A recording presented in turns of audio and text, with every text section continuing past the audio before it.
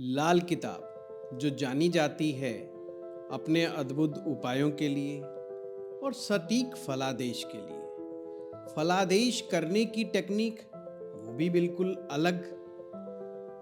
अलग तरह से, पर इसकी खासियत छिपी है इसके उपायों में। लाल किताब के उपायों में जहां एक और खासियत है उसकी प्रभावशीलता और जल्दी काम करने की ताकत, वहीं पर उसमें एक बहुत प्यारा मैसेज छिपा है। वो मैसेज है हर इंसान को इंसान से जोड़ने का, समाज को एक समरसता में रखने का तथा अपने हृदय में दया, भावना, करुणा के साथ जीवन यापन करने का, इंसान को मदद करने का। जीवन को जीने के क्या क्या सूत्र हो सकते हैं और सफल जीवन के क्या सूत्र हो सकते हैं, लाल किताब के अनुसार आज मैं आपको इस वीडियो में एक एक सूत्र को बताऊंगा। यदि आप ज्योतिष आसान सरल भाषा में स्टेप बाय स्टेप ज्योतिष सीखना चाहते हैं तो आ रहा है हमारा नया कोर्स फरवरी 2026 में। ज़्यादा जानकारी के लिए लिंक पर तुरंत क्लिक करें और कॉल करें।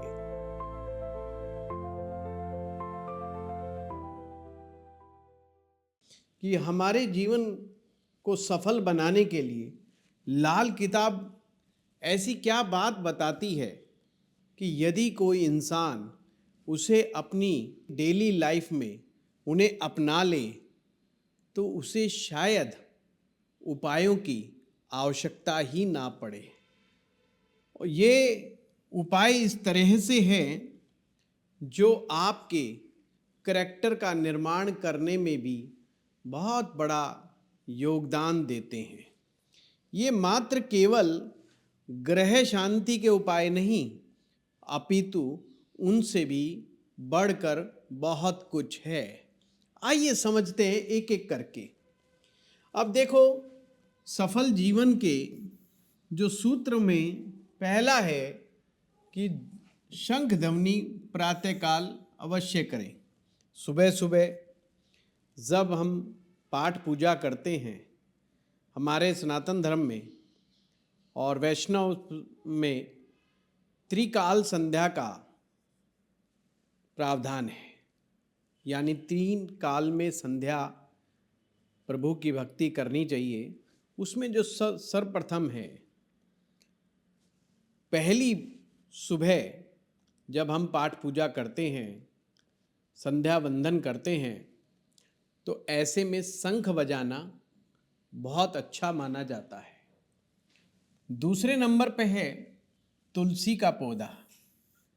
आप सभी जानते हैं तुलसी बहुत पवित्र है। आध्यात्मिक दृष्टिकोण से देखें तो इसमें पवित्रता समाई हुई है, और लाल किताब के झरोके से देखें तो बुध ग्रह का इस पर असर है। आयुर्वेद के दृष्टिकोण से देखें तो इसमें बहुत सारी मेडिसिनल्स वैल्यू हैं। सर्दी खांसी जुखाम में तो तुलसी के काढ़ा कौन नहीं पीता। घर घर में हिंदुस्तान में तुलसी का काढ़ा उपयोग में आता है। वैष्णव धर्म को मानने वाले लोग, वैष्णव संप्रदाय को मानने वाले लोग तुलसा जी का उपयोग भोजन के समय और भजन के समय और भगवान को अर्पण के समय, तीनों ही अवस्था में तुलसा जी अर्पित करते हैं। खैर, तुलसी का पौधा जिस स्थान पर होता है वहाँ पर वास्तु दोष भी नहीं माना जाता। तीसरा उपाय है ब्राह्मणों को भोजन कराएं। यहाँ पर ब्राह्मणों से तात्पर्य है जो ब्रह्मज्ञानी, जो विद्वान हैं, उच्च कोटि के विद्वानता में उच्च शिखर तक पहुँचे हुए हैं। ऐसे लोग जो विद्या के क्षेत्र में काफ़ी महत्वपूर्ण काम कर रहे हैं, उन ब्राह्मणों को भोजन अवश्य कराना चाहिए। लक्ष्मी जी की उपासना करें। लक्ष्मी जी देवी हैं, इनका संबंध शुक्र ग्रह से है। जो माँ लक्ष्मी जी के उपासक होते हैं, शुक्र ग्रह उनका वैसे ही ठीक होता है। लाल किताब के अनुसार शुक्र ग्रह का संबंध हमारे दाम्पत्य जीवन से है, हमारी पत्नी से है, हमारे जीवन के आनंद से है। तो माँ लक्ष्मी जी की कृपा अगर आप पर है तो ये सभी चीज़ों का आशीर्वाद आप पर रहेगा। एकादशी वाले दिन दान अवश्य करें। ये हर गृहस्थ जीवन वालों के लिए है। ये जो आज मैं आपको बताने जा रहा हूँ, जितने भी गृहस्थ जीवन में हैं और अगर वो एकादशी का उपवास रखते हैं, अगर आप गृहस्थ जीवन में नहीं भी हैं तो भी आप एकादशी का उपवास रख के दान कर सकते हैं। अगर आप उपवास नहीं कर सकते, कुछ लोगों का काम ऐसा है कि वो उपवास रखना उनके लिए बड़ा मुश्किल कार्य हो जाता है, दुष्कर कार्य हो जाता है, तो कोई बात नहीं, आप उस दिन दान देने का वचन अपने आप से कहें। ये संकल्प आपको कहीं सबके सामने नहीं, स्वयं से करना है कि मुझे दान करना है। आप इस दान को मंदिर में जा कर के दे सकते हैं, गौशाला में दे सकते हैं, गुरुद्वारे में दे सकते हैं, आप किसी मंदिर में या ब्राह्मण को दे सकते हैं। एकादशी का दान कोई भी आपके घर में अतिथि के रूप में आता है तो उसको अपमान ना करें। अतिथि देवो भव, ये हमारी भारतीय संस्कृति का की एक खासियत रही है। लाल किताब इसी बात पर जोर देती है कि अपनी जड़ों से जुड़े रहो। हमारी जड़ें यानी कि हमारी सांस्कृतिक विरासत बहुत महान है। हमारी परंपराएं बहुत अद्भुत भी हैं तो बहुत महान भी हैं। ज्योतिष हमें इन जड़ों से जोड़ता है, इन परंपराओं से जोड़ता है। ज्योतिष विद्या केवल फलादेश की विद्या नहीं है, ये आपको जीवन को सफल बनाने की विद्या है।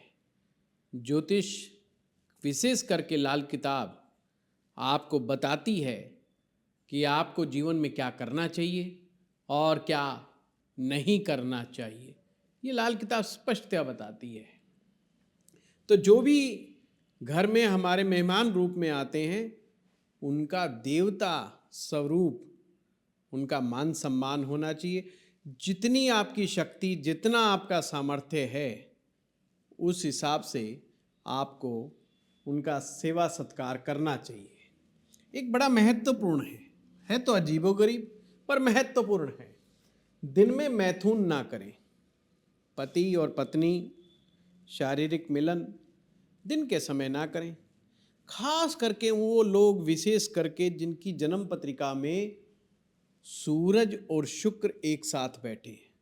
अगर आपकी जन्म पत्रिका में भी सूरज और शुक्र एक ही भाव में बैठे हैं तो उनको तो इस नियम का विशेष पालन करना होगा, नहीं तो उनको मूत्र संबंधी विकार, शुगर की समस्या, प्रोस्टेट की समस्या, ब्लड प्रेशर की समस्या, कोलेस्ट्रॉल की समस्या बड़ा परेशान करेगा। आपको रोगी बना सकती है, आपको कमज़ोर बना सकती है, शारीरिक रूप से कमज़ोर कर सकती है आपको। तो उन सब चक्रों में ना पड़े। लाल किताब का ये बड़ा प्यारा सूत्र और मैंने देखा है कि बड़ा सटीक सूत्र है। नित्य प्रातः बड़ों से आशीर्वाद लें। बड़ों से आशीर्वाद लेना ये आपके भाग्य की वृद्धि करता है। आपका भाग्य किसी भी कारण से कमजोर चल रहा है या आपको ऐसा फील होता है कि मेरा साथ भाग्य नहीं देता है, तो ये सूत्र बड़ा प्यारा है। बड़ों का आशीर्वाद, आप लड़की हैं या लड़का है, ये वाला उपाय करना शुरू कर दीजिए। आप देखेंगे कि आपके भाग्य में भी चमक आनी शुरू हो जाएगी।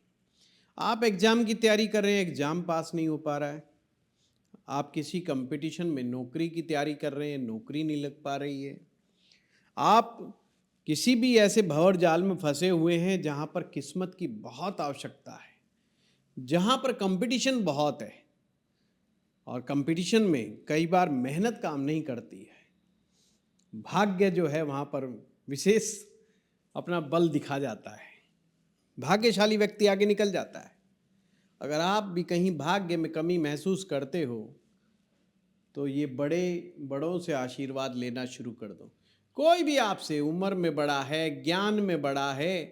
कुछ लोग उम्र में बड़े होते हैं पर कुछ लोग ज्ञान में बड़े होते हैं। और हमारा देश इतनी महान परंपरा वाला देश है, यहाँ पर ज्ञानी व्यक्ति को बड़ा माना जाता है। यानी कभी कभी बड़ी उम्र का व्यक्ति भी अपने से कम उम्र के व्यक्ति पर विद्वान अगर वो है, ज्ञानी वो है, शास्त्र का जानकार है, तो उसको नमन करता है, उसके चरण स्पर्श करता है, उसका आशीर्वाद लेता है। हमारे यहाँ पर ज्ञान सर्वोपरि है। हमारा देश विश्व गुरु के बारे में जब चर्चा चलती है तो कुछ लोग मजाक उड़ा देते हैं। वास्तव में ही हम विश्व गुरु हैं, कोई माने या ना माने, क्योंकि ये ऐसा अद्भुत देश आपको इस पृथ्वी लोक पर कहीं और मिलेगा ही नहीं, जहाँ पर ज्ञान के सर्वश्रेष्ठ समझा जाता है, उसको ऊंचा समझा जाता है। वहाँ उम्र भी साइड में रख दी जाती है। खैर, जो बड़े बुजुर्ग अनुभवी व्यक्ति हैं उन लोगों का अनुभव प्राप्त करें, भाग्य आपका साथ देने लगेगा। फिर है मद्यपान का सेवन ना करें। इस मामले पे तो डॉक्टर और हम लोग दोनों एक ही लेवल पे काम कर रहे हैं। डॉक्टर्स भी कहते हैं कि भाई देखो, शराब मत पियो, शराब पियोगे तो कैंसर होने का भय है, शराब पियोगे तो लीवर खराब होने का भय है, किडनी पर भी असर आ जाता है और शरीर को तो नुकसान पहुंचाती है। और जो हैंगओवर हो जाता है लोगों में, वो एक अलग तकलीफ दे। शराब पीना एक मानसिक बीमारी है। लोग सोचते हैं ये एक आदत है, जबकि एक मानसिक बीमारी है। इसका सही तरह से इलाज होना चाहिए। जब आपकी जन्म पत्रिका में शुक्र कमजोर होता है या लगन की स्थिति बहुत अच्छी नहीं होती, जो चंद्रमा पीड़ित होता है, 3 चीज़ें हमेशा ध्यान रखना।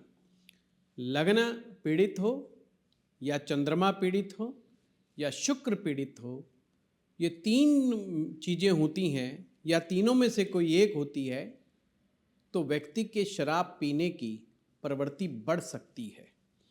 शराब का संबंध शनि ग्रह से है। लाल किताब में शराब का संबंध शनि से है और इसे शनि की नेगेटिव खुराक माना जाता है। कहने का मतलब साधारण भाषा में ये है, अगर शराब आप पीते हो तो शनि ग्रह आपको मदद नहीं देता। जीवन में जितना भी मैटेरियलिस्टिक सुख है वो शनि की देन है। जो धन है, जिसके पीछे आप सुबह शाम दौड़ लगा रहे हो, वो शनि की देन है। आपकी नौकरी, आपका रोजगार शनि का आशीर्वाद है।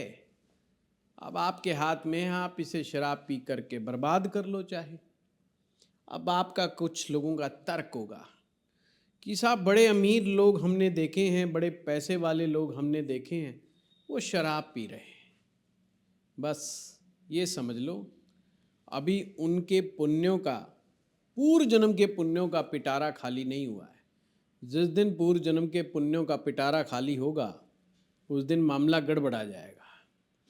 और मैं तो यहाँ तक कहता हूँ, बेशक आप इस तर्क में विश्वास नहीं रखते कि ज्योतिष में कुछ बिगड़ेगा, पर इस तर्क में तो विश्वास रखते ही होंगे कि शराब शरीर के लिए हानिकारक है।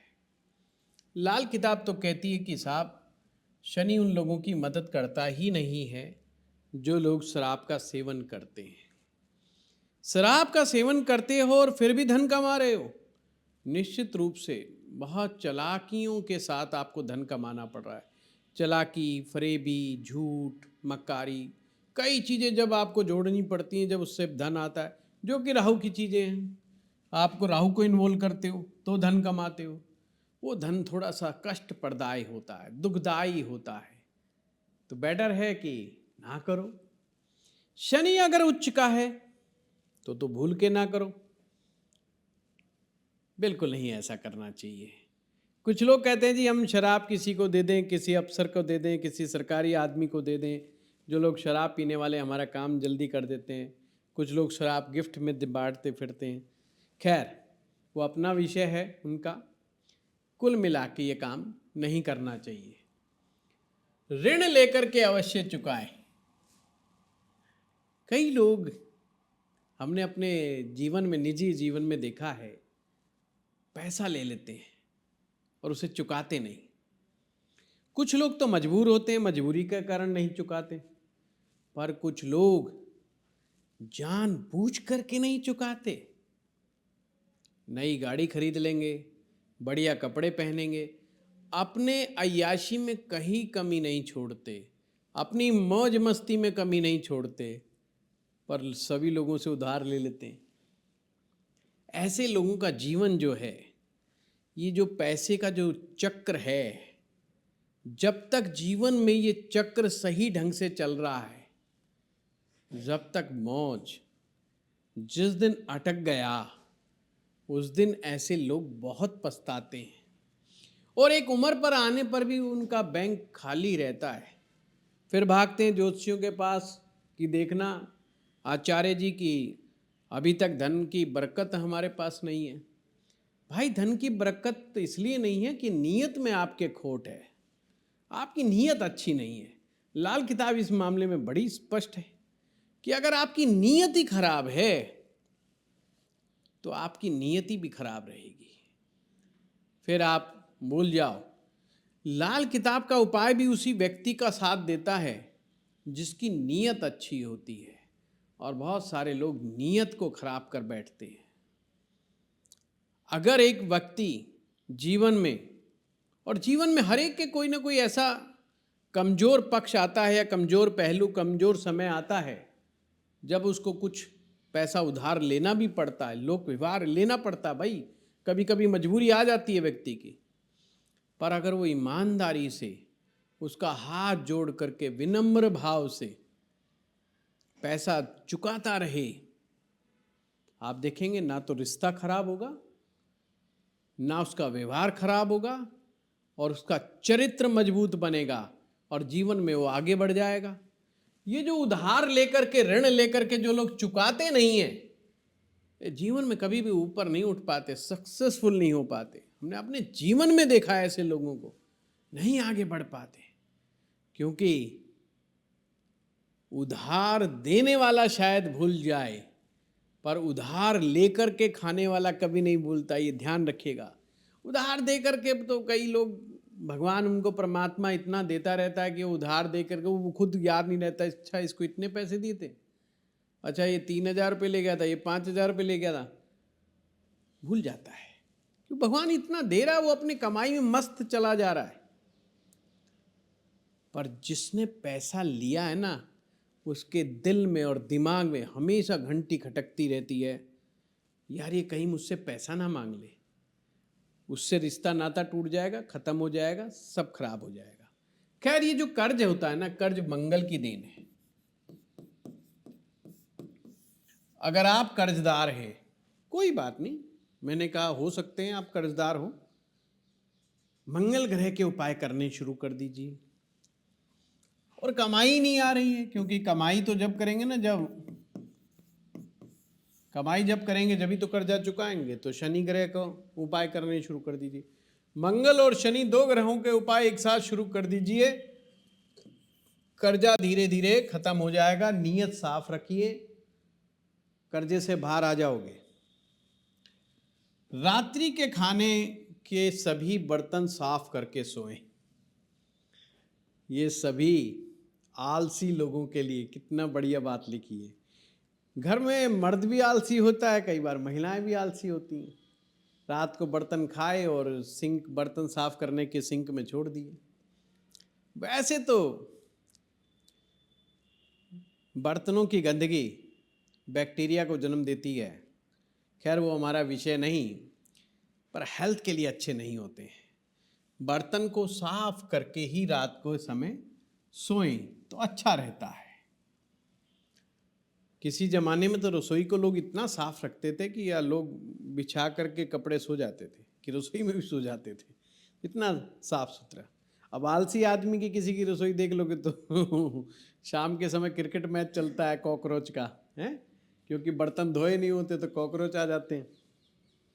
टूटे बर्तन घर में ना रखें। हाँ, ये वास्तु का भी नियम है कि घर में जो बर्तन टूट जाता है, हाँ, कंजूस आदमी अक्सर ये चलाता रहता है, बर्तन टूट गया सो टूट गया, उस पर रोना काहे का, छोड़ के साइड में करो।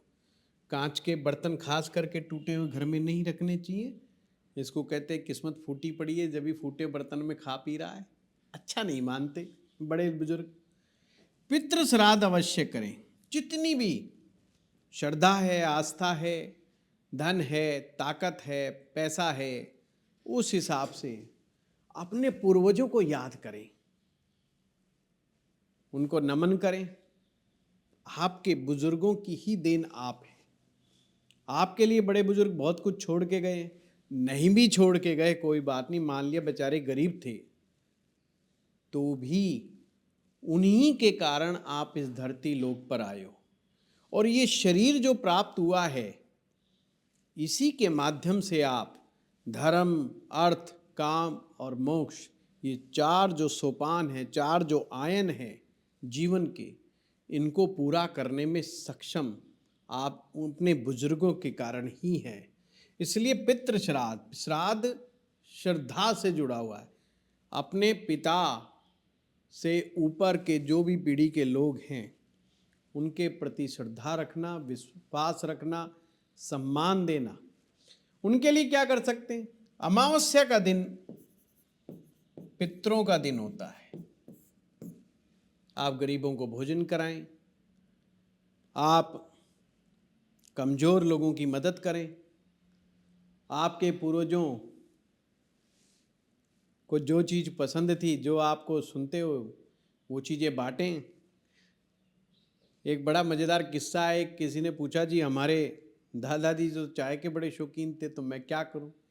अरे मैं कि चाय पिला, सबको मुफ्त में चाय पिला, हैं, अच्छा लगे, उन्हें भी अच्छा लगेगा कि चलो हमारे पूर्व, हमारे जो बच्चे, हमारी जो संतानें, हमारे जो वंश है, वो देखो लोगों को फ्री में ही चाय पिला रहे हैं। ठीक है, बहुत अच्छा। खाने से पहले एक टुकड़ा गाय का, एक टुकड़ा कौवे का और एक टुकड़ा कुत्ते का, या आप ऐसे भी कर सकती हैं महिलाएं, हमारी माताएं बहनें, एक रोटी कुत्ते की, एक रोटी कौवे की, एक रोटी गाय की। और पहले निकालते थे, अच्छे अच्छे बड़े बड़े घरों में निकालते थे, पर ये जो मेट्रोपॉलिटन सिटीज़ में थोड़ा सा ये थोड़ा समस्या हो गई है, क्योंकि गाय नहीं मिलती है, कुत्ता ढूंढना मुश्किल हो जाता है, और कौवे तो ढूंढे नहीं मिलते कई बार। खैर, फिर भी खाने से पूर्व गोग्रास, तो एक छोटा सा टुकड़ा भी आप निकाल के कहीं रख सकते हो, कोई पक्षी, कोई जानवर ले सकता है। और अगर आप गौशाला रहते हो तो भैया दो आप थोड़ा सा इकट्ठा करें और एक राउंड लगाएं और गाय के मुंह में दे दें, तो आपको अच्छा लगेगा।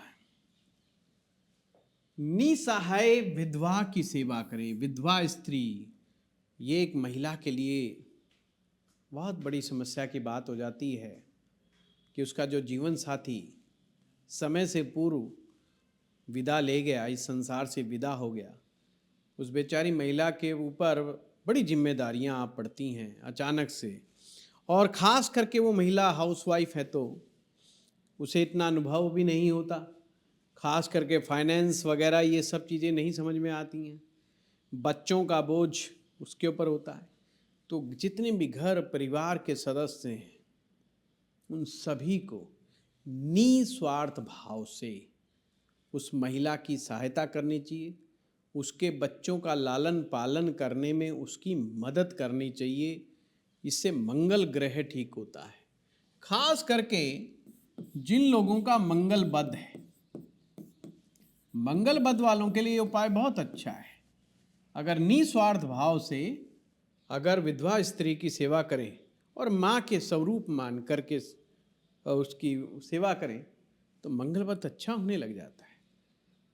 और कहीं ना कहीं हम सभी परिवारों में कोई ना कोई ऐसी घटना दुर्घटना कभी कभी ऐसी हो जाती है, उन्हें हमेशा हेल्प करें, अच्छा रहेगा। अपाहिज की सेवा करें। अंगहीन, अंगहीनता कई कारणों से जीवन में आती है। इसमें शनि का भी रोल होता है, इसमें केतु ग्रह का रोल भी होता है। उनके निश्चित रूप से कहीं ना कहीं ये ग्रह गड़बड़ हैं।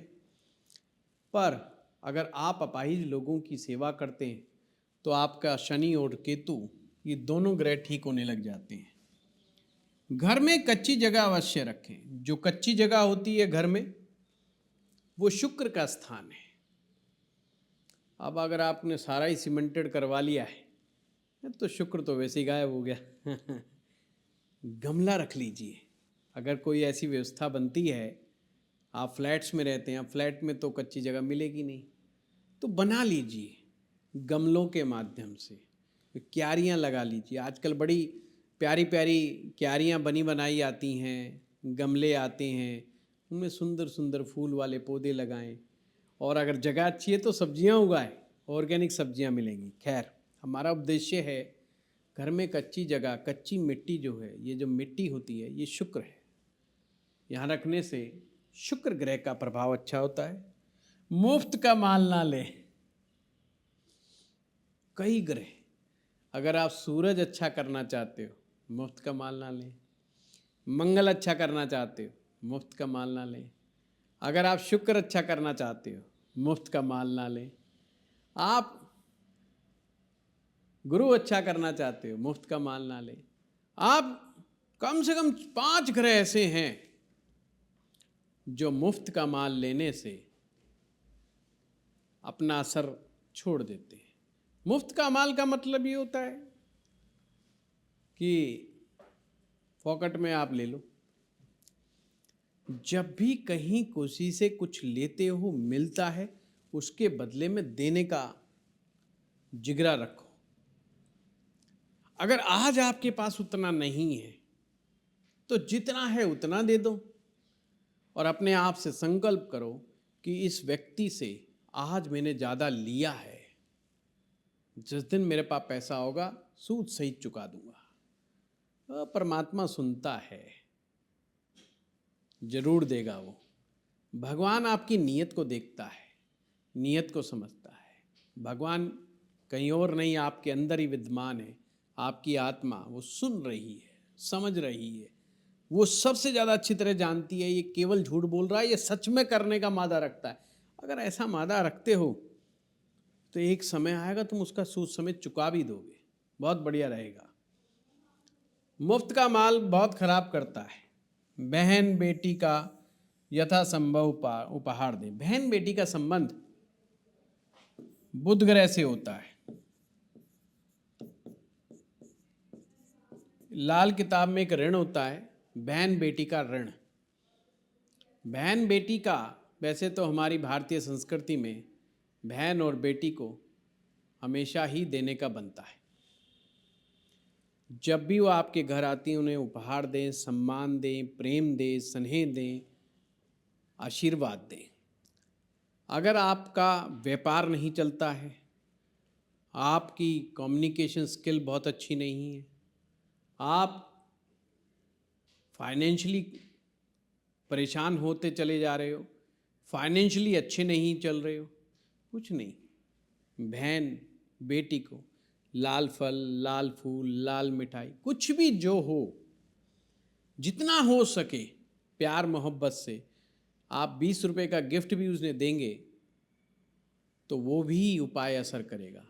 लाल किताब में उपाय जो होते हैं इसमें आपकी नीति, नियत ये बड़ा महत्व रखती है। आप अगर सही ईमानदारी से वो उपाय करते हैं तो आपको लाभ अवश्य ही मिलेगा। कन्या पूजन, वैसे तो ये तंत्र में भी बड़ा अच्छा उपयोगी बात मानी जाती है।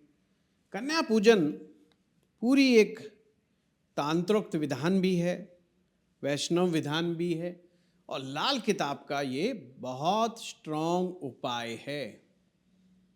लगातार व्यापार में घाटा पड़ रहा है, लगातार नौकरी के लिए इंटरव्यू दे रहे हैं, इंटरव्यू में सफलता नहीं प्राप्त हो रही है, भाग्य बंध गया है, भाग्य रुक सा गया है, भाग्य में मंदा असर चल रहा है।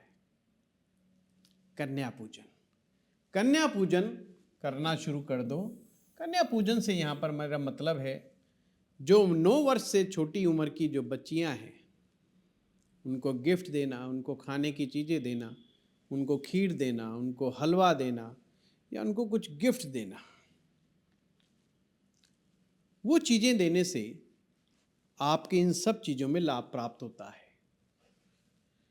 भोजन दक्षिणा भी दे सकते हैं, वस्त्र दे सकते हैं। परिवार में संयुक्त रूप से निवास करें, ये परंपरा हमने तोड़ दी है।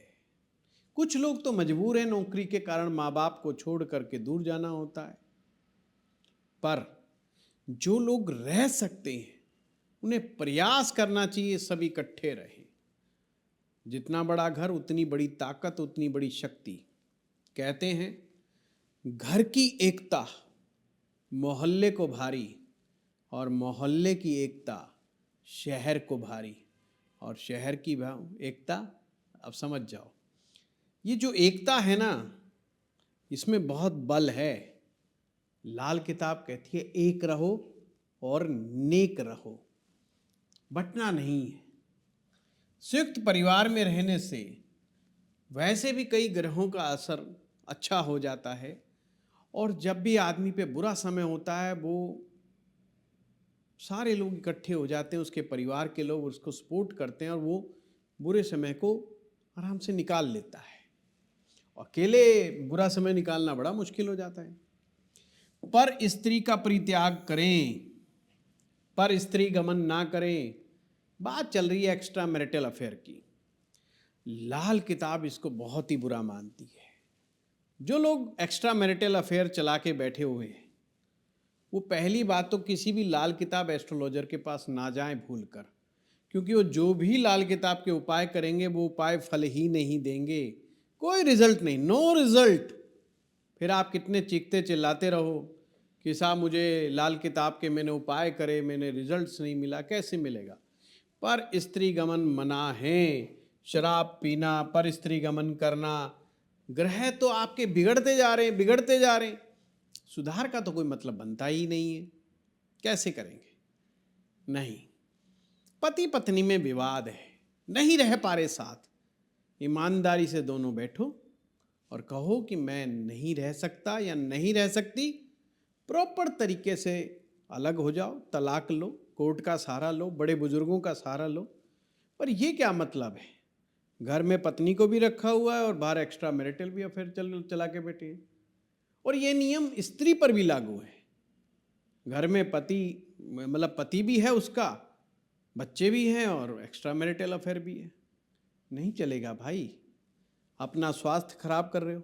चरित्र तो पहले दिन से ही आपने डुबो दिया। जहां पर चरित्र नहीं है, जहां पर चाल चलन नेक नहीं है, वो भूल जाए, जीवन में उच्चता प्राप्त करने की बात को भूल जाए। ये ध्यान से समझिएगा, लाल किताब उपाय नेक बंदों के लिए होते हैं। ऐसे बंदे जो नेकी पे चलना चाहते हैं, जिनकी नीयत ठीक होती है, उनको लाल किताब के उपाय चमत्कार की तरह काम करते हैं। कभी जिन लोगों का लाल किताब के उपाय काम नहीं कर रहे, थोड़ा अपने करैक्टर पर जोर दें, करैक्टर को इम्प्रूव करें, ये उपाय काम करेंगे।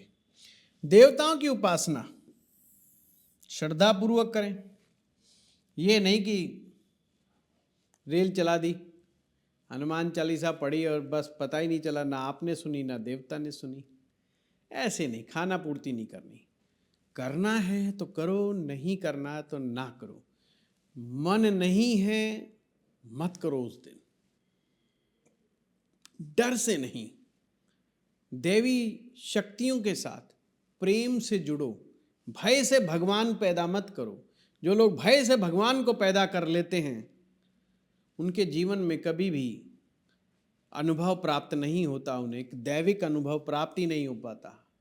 जब तक आपका कनेक्शन लविंग कनेक्शन नहीं होगा, बात नहीं बनेगी।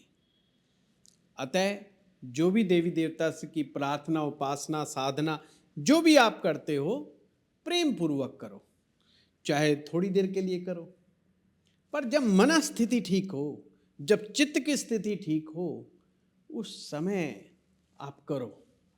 जब समय मिले जब करो।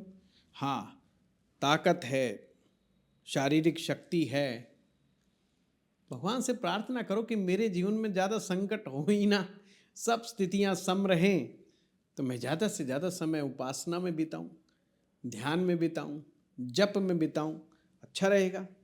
किसी को अपशब्द ना बोलें। हाँ, ये बहुत सारे लोग बहुत उल्टा सीधा बोल देते हैं, गुस्से में बोल देते हैं, बिना सोचे समझे बोल देते हैं, कुछ भी लिख देते हैं। हाँ, हम ये देखते हैं क्योंकि हमारा भी YouTube चैनल है, तो हम देखते हैं कि कई बार कुछ लोग बहुत जल्दी जोश में आ जाते हैं, होश खो देते हैं। कभी मत करो। आपके अपने परिवार में भी अपशब्द ना कहें। अपशब्द कहने से रिलेशन खराब होते हैं, आपका कैरेक्टर डाउटफुल हो जाता है। इससे एक बात और पता चलती है, आप निहायत ही कमज़ोर तरह के आदमी हैं। आप अचानक से अपशब्द कैसे कह सकते हैं? नहीं, ऐसा नहीं कहना चाहिए। क्रोध पर कंट्रोल रखना चाहिए। ये जीवन को सफल बनाने के आज मैंने कुछ सूत्र बताए जो लाल किताब से ही लिए गए हैं। हमारी टीम ने इसके लिए बड़ी मेहनत की है और टीम का भी धन्यवाद, और आप लोगों का तो बहुत बहुत धन्यवाद जो आप लोग हमें इतना प्रेम दे रहे हैं। आप प्रेम तो बहुत लौटाते हैं, सब्सक्राइब भी कर लिया करो। हैं, हमारी टीम कहती है कि गुरुजी आपका चैनल देखा तो बहुत जा रहा है, बट लोग सब्सक्राइब करने में कंजूसी कर रहे हैं। दिल खोल दो यार, सब्सक्राइब करो। धन्यवाद।